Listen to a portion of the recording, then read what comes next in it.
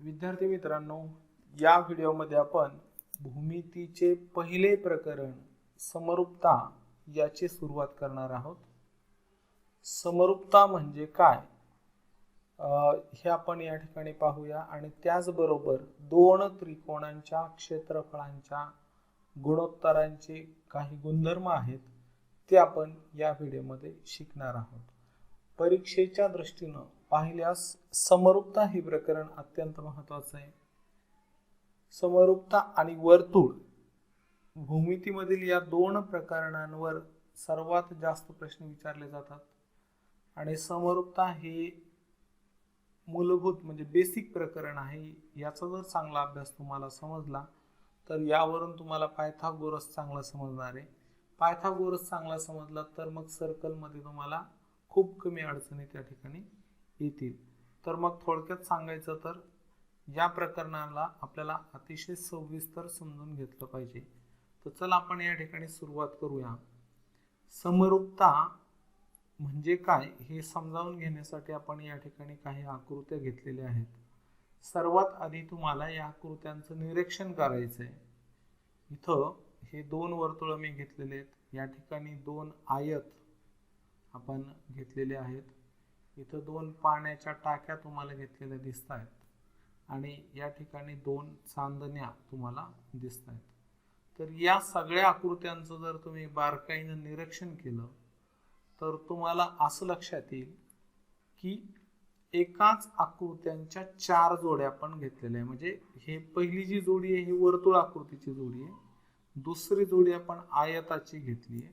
म्हणजे एकच आकृती आणि तिची प्रतिकृती म्हणजे त्याच पद्धतीची दुसरी आकृती पण तिचा आकार थोडा वेगळा आहे।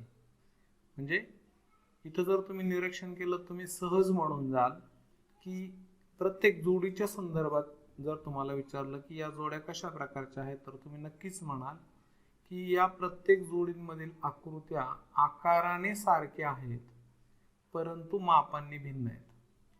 पहिल्या जोडीमध्ये दोन्ही वर्तुळे आणि वर्तुळांचे दोन्हीचे आकार गोल या ठिकाणी आहेत। फक्त पहिला जो वर्तुळ आहे तो मोठा आहे, ज्या मोठ्या त्रिज्येचा आहे, आणि दुसरा जो वर्तुळ आहे हा लहान त्रिज्येचा आहे। म्हणजे आकार दोन्ही आकृत्यांचे समान आहे, फक्त माप भिन्न आहेत आणि म्हणून आकाराने समान असणाऱ्या परंतु मापांनी भिन्न असणाऱ्या ज्या आकृत्या असतात त्यांना आपण समरूप आकृत्या असं म्हणतो। त्याच पद्धतीनं आयताच्या संदर्भात जर आपण बघितलं तर एक आयत मोठा आहे दुसरा लहान आहे, दोन्ही आकृत्यांचे आकार समान आहे। तसेच चांदण्यांच्या संदर्भात आणि या टाक्यांच्या संदर्भात आपल्याला म्हणता येईल। म्हणून समरूप आकृत्या म्हणजे काय तर सम म्हणजे सारख्या, रूप म्हणजे आकार, ज्या आकृत्या आकाराने सारख्या असतात आणि मापांनी भिन्न असतात अशा सर्व आकृत्या समरूप आकृत्या होतील। या ठिकाणी आपण काही उदाहरणं समजावून घेतली, याचे असंख्य उदाहरणं आपल्याला सांगता येतील। एखादं प्रत्यक्षात बांधलेलं घर आणि त्या घराचा इंजिनियरने दिलेला नकाशा या दोन्ही आकृत्या देखील समरूप असतात। आपला भारत देश आणि आपल्या देशाची सीमा म्हणजे ज्या बाउंड्रीज आहेत त्या किंवा आपल्या देशाचा नकाशा या दोन समरूप आकृत्या आहेत। तर अशा असंख्य उदाहरणं आपण देऊ शकतो समरूपतेसाठी आणि अत्यंत महत्त्वाचा हा चॅप्टर आहे। व्यवहारामध्ये सुद्धा याला आपल्याला खूप वेळा हा उपयोगाला येऊ शकतो आणि म्हणून इथं आपण त्याला अतिशय सविस्तरपणे समजावून घेत आहोत। तर मित्रांनो, समरूपता किंवा समरूप आकृत्या म्हणजे काय हे जर तुमच्या लक्षात आलं असेल तर पुन्हा एकदा लक्षात घ्या, आकाराने सारख्या असणाऱ्या परंतु मापांनी भिन्न असणाऱ्या आकृत्या म्हणजे समरूप आकृत्या। मग ही काही समरूप त्रिकोणांची व्याख्या नाही झाली, समरूप त्रिकोणांची व्याख्या आपण पुढे करणार आहोत। ही व्याख्या कोणत्याही दोन आकृत्यांना लागू होते आणि म्हणून इथे मी वेगवेगळ्या प्रकारच्या आकृत्या घेतलेल्या आहेत। पुढे गेल्यानंतर आपण समरूप त्रिकोणांच्या संदर्भामध्ये पाहणार आहोत। त्यानंतर एकरूप आकृत्या म्हणजे काय तर एकरूप आकृत्या त्यांना म्हणता येईल आकाराने सारख्या असणाऱ्या आणि मापांनी देखील सारख्या असणाऱ्या आकृत्या म्हणजे एकरूप आकृत्या. उदाहरणार्थ समजा या वर्तुळाला जर आपण विचारात घेतलं तर या ठिकाणी पहा सारख्या आकाराचे आणि सारख्या मापांचे दोन वर्तुळ इथं तयार झाले, तर या आकृत्या एकरूप होतील. त्याच पद्धतीत इथं आपण या टाकीच्या संदर्भात जर विचारात घेतलं तर सारख्याच मापाच्या आणि सारख्याच आकाराच्या दोन टाक्या आपल्याला या ठिकाणी दिसत आहेत. मग ह्या एकरूप झाल्या. यांना जर आपण एकावर एक ठेवलं तर आपल्याला या दोन आहेत का एक आहेत हे पण ओळखायला येणार नाही, एकच वाटतील. म्हणून या एकरूप. आणि जर आकार सारखे परंतु माप भिन्न आहेत तर मग अशा आकृत्यांना आपण समरूप आकृत्या म्हणत असतो. तर हा समरूपता आणि एकरूपता या दोन्हींमधला फरक आहे. समरूपतेमध्ये आकार सारखा आणि माप भिन्न असतं, एकरूपतेमध्ये आकार सारखा आणि मापही सारखंच असतं. तर त्यानंतर आपण जाणार आहोत दोन त्रिकोणांच्या क्षेत्रफळांच्या गुणोत्तरांचे गुणधर्म या ठिकाणी पाहणार आहोत. पण त्यापूर्वी आपल्याला त्रिकोण या शब्दाचा अर्थ आणि त्रिकोणाचे प्रकार तर तुम्हाला माहीतच आहेत. त्रिकोणाचे एकूण 6 प्रकार आहेत, परंतु त्यानंतर क्षेत्रफळ आणि गुणोत्तर म्हणजे काय हे आपण थोडक्यात पुन्हा एकदा समजावून घेऊ आणि मग आपण गुणोत्तरांचे जे गुणधर्म आपल्याला दिलेले आहेत ते समजावून घेणार आहोत. तर क्षेत्रफळ म्हणजे कोणत्याही आकृतीनं प्रतलामध्ये व्यापलेल्या जागेचे मोजमाप म्हणजे त्या आकृतीचं क्षेत्रफळ. या ठिकाणी हे जे वर्तुळ आहे तर वर्तुळानं या प्रतलामध्ये जी जागा व्यापली असेल त्या जागेचं मोजमाप म्हणजे त्या वर्तुळाचं क्षेत्रफळ. तर या ठिकाणी पिवळ्या रंगानं जो भाग इथं दाखवलेला आहे तर हा पिवळ्या रंगाचा भाग म्हणजे या मोठ्या वर्तुळाचं क्षेत्रफळ होईल. त्याच पद्धतीनं या चांदणीच्या संदर्भामध्ये जर आपण विचारात घेतलं तर या प्रतलामध्ये या निळ्या रंगानं चांदणीनं प्रतलामध्ये जेवढा भाग व्यापलाय ते त्या भागाचं मोजमाप तेवढा भाग म्हणजे त्या चांदणीचं क्षेत्रफळ होईल. मग त्या पद्धतीनं मित्रांनो त्रिकोणानं दिलेल्या प्रतलामध्ये जेवढा भाग व्यापलेला असतो त्या भागाला त्या त्रिकोणाचं क्षेत्रफळ असे आपण म्हणतो. आणि त्रिकोणाच्या क्षेत्रफळाचं जे सूत्र आहे 1/2 गुणिले पाया गुणिले उंची. हे सर्वसामान्य सूत्र तुम्हाला माहिती आहे. अजून याबरोबर त्रिकोणाचे काही सूत्र आहेत पण ते आपल्याला इथं पाहायचे नाही आहेत. त्यानंतर आपण पुढे जाऊया गुणोत्तर म्हणजे काय. तसं आपण 9वीला असताना गुणोत्तर आणि प्रमाण हे प्रकरण शिकलोय, परंतु उजळणी महत्वाची असते. मागं झालेला भाग कधी कधी आपल्या विस्मरणात जातो, आपल्या लक्षात राहत नाही आणि म्हणून आपण उजळणी देत पुढे जात आहोत. आणि प्रत्येक चॅप्टर प्रत्येक प्रॅक्टिस सेट प्रॉब्लेम सेट या सगळ्या गोष्टींना आपण अशा पद्धतीनं घेऊया म्हणजे तुम्हाला अडचण येणार नाही. तर आता गुणोत्तर म्हणजे दोन संख्या किंवा दोन राशी यांची भागाकार पद्धतीनं पट काढण्याला गुणोत्तर असे म्हणतात. उदाहरण जर घ्यायचं झालं तर समजा एका व्यक्तीचं रामचं वय जर आपण गृहीत धरलं, राम आणि श्याम असे दोन व्यक्ती आहेत असं आपण गृहीत धरू. समजा रामचे वय इथं गृहीत धरू आपण, समजा रामचे आजचे वय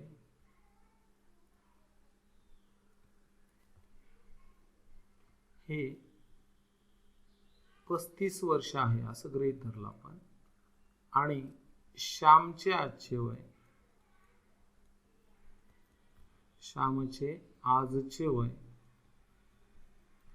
हे 30 वर्ष आहे असं जर गृहीत धरलं आपण, 30 वर्ष आहे. तर मग यांच्या वयाचं गुणोत्तर जर काढायचं असेल तर यांच्या वयाचे गुणोत्तर बरोबर वयाचे गुणोत्तर. तर या ठिकाणी आपल्याला रामच्या वयाला श्यामच्या वयाने भाग द्यावा लागेल आणि यामधील समानपट काढावा लागेल. मग 35 छेदामध्ये 30, तर 30 ना आपण 35 ला निशेष भाग देणार नाही. इथं जर 30 ना आपण 35 ला भाग दिला तर पॉइंट मध्ये उत्तर येईल. तर आपल्याला तसं नाही करायचंय. गुणोत्तर काढण्यासाठी या दोन संख्यांमधली समानपट संख्या काढावं लागते. याचे अवयव आपल्याला आधी पाडावं लागेल. तर 35 चे अवयव 5 गुणिले 7 आणि 30 चे अवयव आपण 5 गुणिले 6. मग या ठिकाणी 5 ही समानपट संख्या आहे दोन्हीमधली, दोन्हीच्या अवयवांमधली. ती काढून घेण्यात येईल, ती कटेल आणि मग दोघांच्या आजच्या वयाचं गुणोत्तर 7:6 आहे असं आपण या ठिकाणी म्हणूया. मग याच पद्धतीने मित्रांनो कोणत्याही दोन संख्या आपण जरी घेतल्या, उदाहरणार्थ समजा इथं 28 आणि 49 घेऊया. तर 28 आणि 49 या संख्यांचं गुणोत्तर काढताना 28/49 बरोबर 7 गुणिले 4 आणि 7 गुणिले 7. समानपट संख्या 7 कटल्यानंतर इथं 4:7 हे गुणोत्तर आपल्याला मिळणार आहे. तर गुणोत्तर या शब्दाचा अर्थ जर मित्रांनो आपल्या लक्षात आला असेल तर यानंतर आता आपण घेऊया गुणधर्म. या ठिकाणी आपल्याला दोन त्रिकोणांच्या क्षेत्रफळांच्या गुणोत्तरांचे एकूण 4 गुणधर्म शिकायचे आहेत. समरूपता या प्रकरणाची सुरुवात आपण या गुणोत्तरांपासून करणार आहोत. तर या ठिकाणी आपण क्षेत्रफळ आणि गुणोत्तर हे दोन्ही गोष्टी काय असतात हे माहिती करून घेतलंय. आता जो पहिला गुणधर्म आहे तो आपण इथे समजावून घेऊया. पहिल्या गुणधर्मात आपल्याला सांगितलंय दोन त्रिकोणांच्या क्षेत्रफळांचे गुणोत्तर हे त्यांच्या पाया व संगत उंची यांच्या गुणाकाराच्या गुणोत्तरा एवढे असते. तर पहिला जो गुणधर्म आपल्याला सांगितला आहे मित्रांनो, तर दोन त्रिकोणांचे एकूण 6 प्रकार आहेत. 6 प्रकारापैकी कोणत्याही प्रकारचे दोन त्रिकोण आपण घेतले तरी चालतील. तर कोणतेही दोन त्रिकोण घ्या, समभुज असतील, समद्विभुज, विषमभुज, काटकोन त्रिकोण कोणताही चालेल. तर दोन त्रिकोणांच्या क्षेत्रफळांचं गुणोत्तर आहे आणि हे किती असायला पाहिजे, हे म्हणजे बरोबरचं चिन्ह, हे त्यांच्या पाया आणि संगत उंची यांच्या गुणाकाराच्या गुणोत्तरा एवढे असते, हे आपल्याला दाखवायचं आहे. तर हा पहिला गुणधर्म आपण याची सिद्धता पाहूया. तर इथं आपल्याला हा परीक्षेला विचारला जाणार नाही परंतु अत्यंत महत्त्वाचा आहे. सराव संच 1.1 यावरच दिलेले आहे आपल्याला आणि म्हणून इथं सुरुवात करू. त्रिकोण पहिला जो दिला आपल्याला ABC मध्ये, त्रिकोण ABC जर आपण विचारात घेतला तर यामध्ये रेख BC हा पाया असून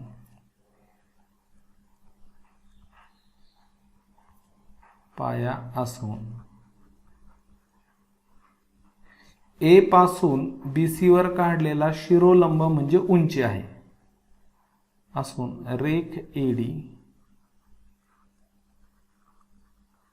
ही उंची आहे. तर या ठिकाणी पाया कोणता आणि उंची कोणती हे आपण पहिल्या त्रिकोणासाठी समजावून घेतलंय. त्याच पद्धतीने आता दुसऱ्या त्रिकोणासाठी पाहूया. त्रिकोण PQR हा जो दिलाय तर मग इथे लिहू त्रिकोण PQR मध्ये, त्रिकोण PQR मध्ये यामध्ये सुद्धा पाया कोणता आणि उंची कोणती लिहायचंय. रेख QR हा पाया असून रेख PS ही उंची आहे.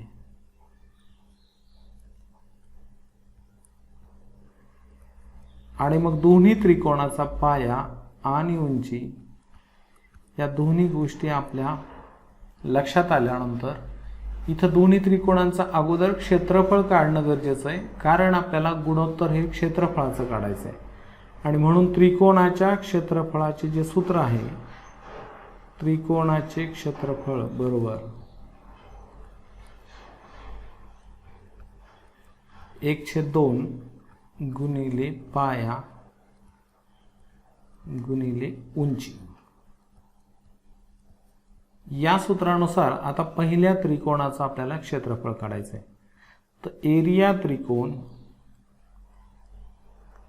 ABC बरोबर होईल 1/2 गुणिले त्याचा पाया BC गुणिले उंची AD. समीकरण नंबर 1 आपण या ठिकाणी देऊया. आणि तसेच एरिया त्रिकोण PQR दुसरा जो त्रिकोण आपल्याला दिलाय त्याचं क्षेत्रफळ सूत्रानुसार 1/2 गुणिले त्याचा पाया QR गुणिले उंची PS. समीकरण नंबर 2. दोन्ही त्रिकोणांचं क्षेत्रफळ काढल्यानंतर आता त्यांच्या क्षेत्रफळांचं गुणोत्तर आपल्याला काढायचे. तर गुणोत्तर काढण्यासाठी पहिल्या त्रिकोणाच्या क्षेत्रफळाला दुसऱ्या त्रिकोणाच्या क्षेत्रफळाने भाग देणे गरजेचे आहे. आणि म्हणून एरिया त्रिकोण ABC छेद एरिया त्रिकोण PQR आणि बरोबर पहिल्या त्रिकोणाचं क्षेत्रफळ जे आहे, आता याचा एरिया अंशात येतं, त्याची जी किंमत निघाली बरोबर नंतर आपण अंशात ठेवणार 1/2 गुणिले BC गुणिले AD आणि इथं 1/2 गुणिले QR गुणिले PS. तर काय केलंय आपण या ठिकाणी समीकरण 1 ला 2 ने भाग दिला.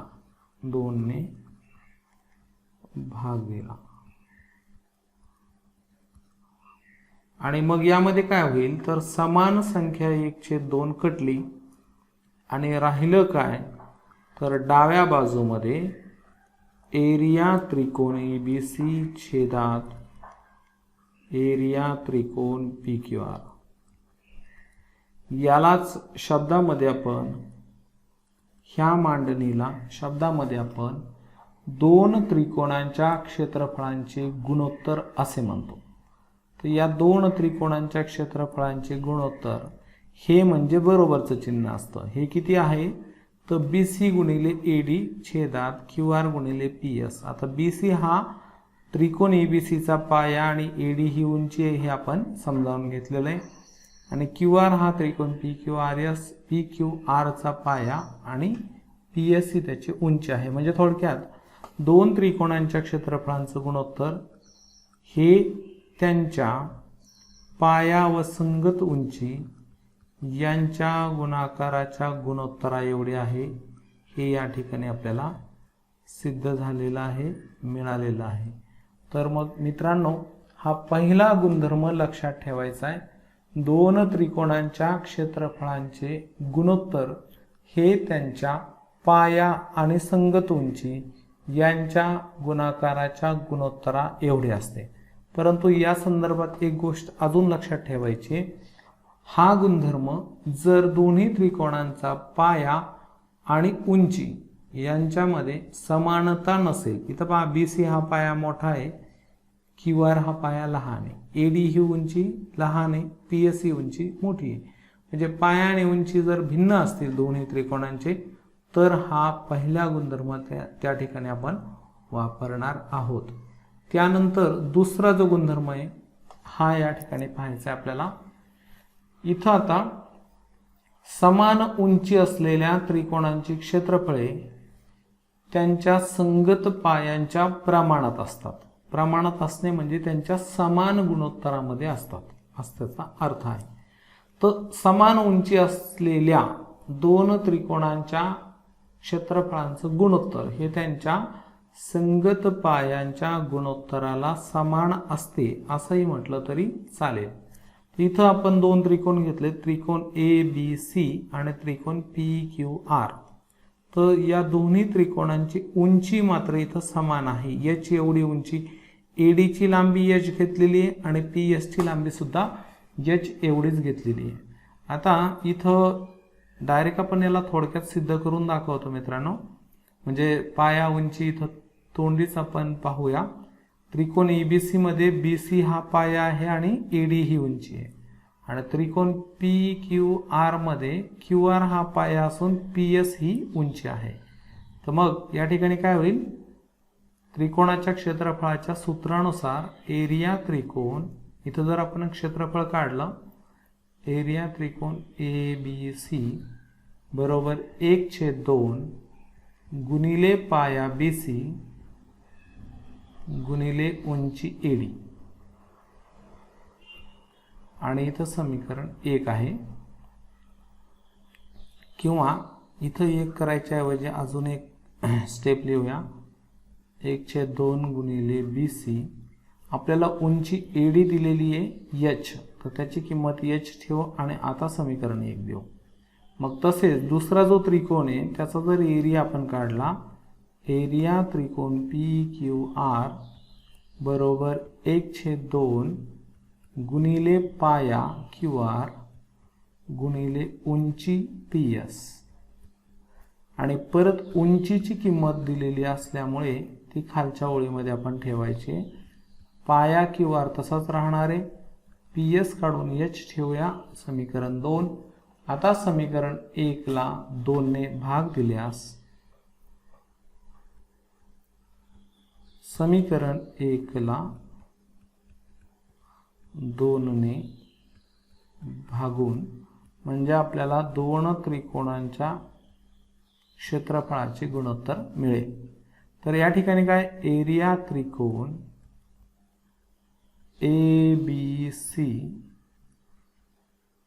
छेद एरिया त्रिकोण पी क्यू आर बरोबर 1/2 गुणिले पाया जो आहे क्यू आर, समीकरण 1 मध्ये पहा, पाया बी सी गुणिले उंची एच, तर इथं बी सी गुणिले एच आणि छेदामध्ये 1/2 गुणिले पाया क्यू आर उंची एच, तर एच उंची कटणार आहे आणि 1/2 1/2 समान संख्या पण कटणार आहे. आता डाव्या बाजूमध्ये जे राहिलं तर याला आपण शब्दामध्ये दोन त्रिकोणांच्या क्षेत्रफळांचे गुणोत्तर असे म्हणतो. बरोबर म्हणजे हे, म्हणजे वाक्य असं झालं, दोन त्रिकोणांच्या क्षेत्रफळांचे गुणोत्तर हे बीसी छेद क्यू आर, बीसी आणि क्यू आर हे दोन त्रिकोणांचे पाये होते आणि बीसी छेद क्यू आर म्हणजे गुणोत्तरामध्ये मांडणी आहे. तर पुढे शब्दात म्हणता येईल दोन त्रिकोणांच्या क्षेत्रफळांचं गुणोत्तर हे त्यांच्या संगत पायांच्या गुणोत्तरा एवढे असते. हे आपल्याला या ठिकाणी साध्य मिळालेलं आहे. तर इथं दुसरा गुणधर्म मित्रांनो आपण सिद्ध केला आहे. यानंतर आता असाच तिसरा गुणधर्म आपण बघूया. पहा, बीसी छेद क्यू आर. तर तिसरा जो गुणधर्म आहे, आता आपल्याला उंचीच्या ऐवजी त्यांचा पाया समान घ्यायचा आहे. तिसऱ्या गुणधर्मात पहा, समान लांबीच्या पायांच्या दोन त्रिकोणांची क्षेत्रफळे त्यांच्या संगत उंचीच्या प्रमाणात असतात. म्हणजे जर दोन त्रिकोणांचा पाया समान असेल तर समान पाया असणाऱ्या, याच वाक्याला थोडं अजून व्यवस्थित आपण जर म्हटलं तर असं होईल, समान पाया असणाऱ्या दोन त्रिकोणांच्या क्षेत्रफळांचे गुणोत्तर हे त्यांच्या संगत उंचीच्या गुणोत्तरा एवढे असते. तर या ठिकाणी आपण आकृती जी घेतलेली आहे मित्रांनो, त्रिकोण ए बी सी, यालाच फक्त विचारात घ्यायचे. तर या त्रिकोण ए बी सीचा ए बी हा पाया असून सी डी ही उंची आहे, जिला आपण H1 ने दाखवलेला आहे. उंची H1 ने आपण दाखवली आहे. आणि दुसरा जो त्रिकोण आपण घेतला आहे, त्रिकोण ए बी पी, पहिला त्रिकोण ए बी सी असून दुसरा त्रिकोण ए बी पी आहे. तर याचा जो पाया आहे ए बी हाच पाया आहे, जो पहिल्या त्रिकोणाचा पाया होता तोच त्रिकोण ए बी पी साठी पाया वापरलेला आहे. आणि याची जी उंची आहे पी क्यू, ती H2 ने इथं आपण घेतलेली आहे. तर इथं आपण जर आता त्रिकोणाच्या क्षेत्रफळाच्या सूत्रानुसार पहिल्या त्रिकोण ABCचं क्षेत्रफळ काढलं तर एरिया त्रिकोण ABC छेद एरिया त्रिकोण ABP बरोबर पहिल्या त्रिकोणाचं क्षेत्रफळ सूत्रानुसार 1/2 1/2 गुणिले पाया म्हणजे AB आणि गुणिले त्याची उंची जी आहे तर उंची CD आणि इथे छेदामध्ये त्रिकोण ABP चे क्षेत्रफळ 1/2 गुणिले त्याचा पाया AB आणि गुणिले उंची PQ. मग यामध्ये काय होईल आता 1/2 आणि 1/2 कटले, मग गुणोत्तरात पुन्हा AB आणि AB समान पाया आहे म्हणून पाया सुद्धा कटला. मग CD ची जी उंची म्हणजे CD ची लांबी H1 ने आपण घेतली दाखवली होती आणि PQ ची H2 ने. म्हणजे आपल्याला या ठिकाणी विधान काय मिळतंय, दोन त्रिकोणांच्या क्षेत्रफळांची गुणोत्तरे एरिया त्रिकोण ABC छेद एरिया त्रिकोण ABP याचा अर्थ काय आहे तर दोन त्रिकोणांच्या क्षेत्रफळांचे गुणोत्तर हे त्यांच्या म्हणजे पाया समान असताना समान पाया असणाऱ्या दोन त्रिकोणांच्या क्षेत्रफळांची गुणोत्तरे हे त्यांच्या संगत उंचीच्या गुणोत्तरा एवढे असते. तर या ठिकाणी मित्रांनो आपण आतापर्यंत 3 गुणधर्म बघितले.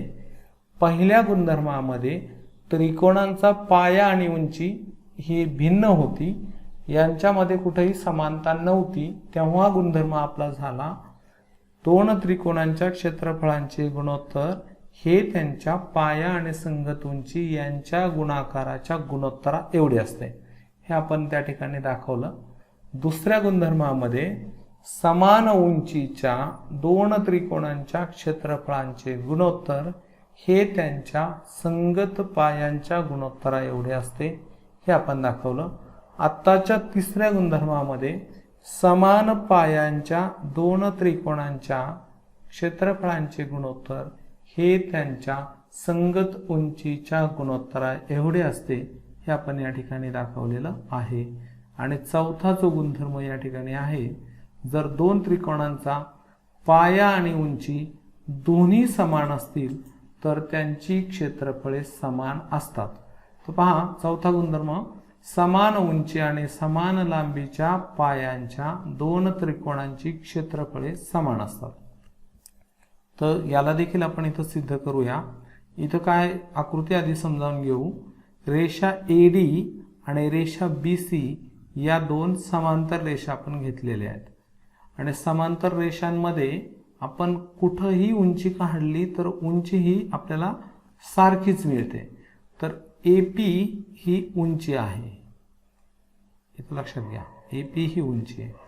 तर त्रिकोण ABC हा पहिला त्रिकोण घेतलेला आहे आपण, ज्याचा BC हा पाया असून AP ही त्याची उंची आहे. आणि दुसरा त्रिकोण आपण BDC हा घेतला असून हा विशाल कोन त्रिकोण आहे आणि विशाल कोन त्रिकोणाची उंची ही त्याच्या बाह्य भागात असते. मग D पॉइंट पासून जर आपण या पद्धतीनं शिरोलंब टाकला तर ती त्याची उंची होईल. परंतु या टाकलेल्या शिरोलंबाची जी काय किंमत आहे ती AP बरोबर होईल, कारण हे समांतर रेषांमधल्या उंच्या आहेत. म्हणजेच थोडक्यात त्रिकोण BCD साठी AP ही उंची आहे असं जरी म्हटलं तरी चालेल. आणि पाया त्याचा BC हाच आहे, म्हणजे दोन्ही त्रिकोणांचा पाया सामायिक आहे आणि उंची समान आहे. तर इथं आपण एरिया त्रिकोण ABC याचा जर तुम्ही एरिया काढला तर 1/2 गुणिले त्याचा पाया BC गुणिले उंची AP आणि दुसरा जो त्रिकोण आहे एरिया त्रिकोण BDC, याचा जर आपण एरिया काढला तर 1/2 गुणिले पाया म्हणजे BC गुणिले उंची म्हणजे AP. मग उजव्या बाजूमध्ये जर आता पाहिलं बरोबर चिन्हानंतर तर 1/2 गुणिले BC गुणिले AP आणि इथं देखील 1/2 गुणिले BC गुणिले AP म्हणजे समीकरण 1 आणि 2 या दोन्हींच्या उजव्या बाजूमधील किमती सारख्या आहेत आणि म्हणून त्यांच्या डाव्या बाजूमधील किमती समान होतील. म्हणजेच एरिया त्रिकोण ABC बरोबर एरिया त्रिकोण BDC आपल्याला मिळणार आहे. म्हणजेच थोडक्यात दोन त्रिकोणांचं क्षेत्रफळ समान आहे हे या ठिकाणी सिद्ध होत आहे. आणि जेव्हा दोन त्रिकोणांचं क्षेत्रफळ समान असतं तेव्हा त्यांच्या क्षेत्रफळांचं गुणोत्तर हे 1:1 असतं. या ठिकाणी पहा, यांचं जर गुणोत्तर आपण काढलं तर ते 1:1 आपल्याला मिळणार आहे. 1/1 किंवा 1:1 अशी ही मांडणी आपण करू शकतो. तर विद्यार्थी मित्रांनो, या व्हिडिओमधील हा भाग तुम्हाला कसा वाटला नक्की कमेंट माध्यमातून प्रतिक्रिया द्या. आवडल्यास लाईक करायला विसरू नका. चॅनलला सबस्क्राईब जरूर करा आणि बेल बटन दाबा, ज्यामुळे नवीन व्हिडिओची माहिती तुमच्यापर्यंत येत राहील. भेटूया पुढच्या भागामध्ये.